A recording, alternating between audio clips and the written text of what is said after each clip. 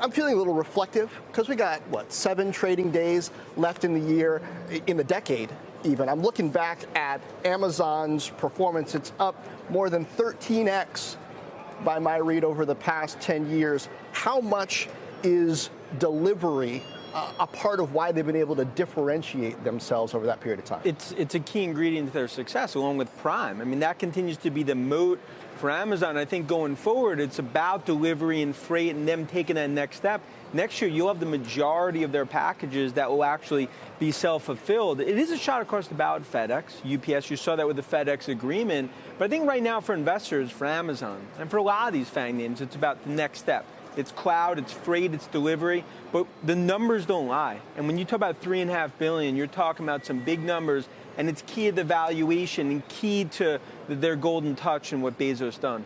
Mark, I'm looking at the stocks, the tech stocks that have been up the most over the past decade.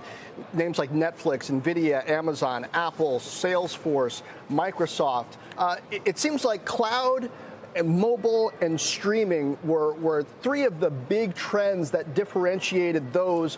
What do you think it's going to take for the likes of an Amazon over the next decade, those key trends that are going to determine who grows big and who fades?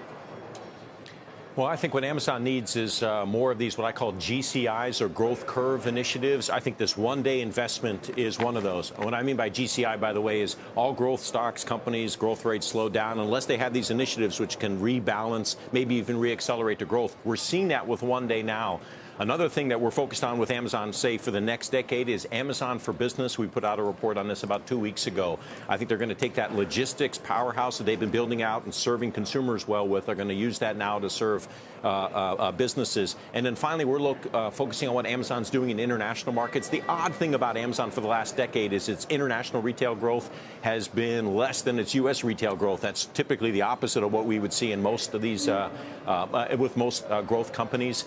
We think that with these launches that they made in about 5 international markets in the last 5 years in top 20 GDP markets, we think we'll see this acceleration in Amazon international revenue growth in markets like India. If they can do that, then you'll see kind of consistency and maybe even reaccelerated growth for multiple years through the next decade.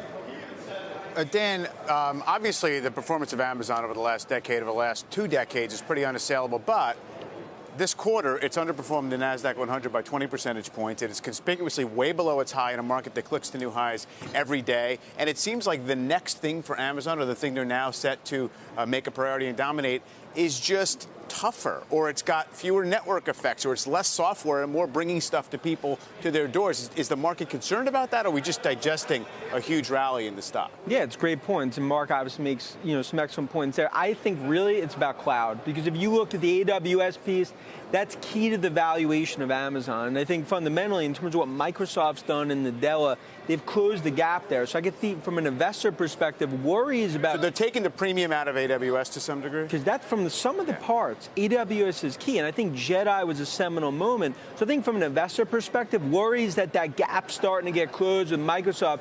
Jedi, obviously, an inflection deal.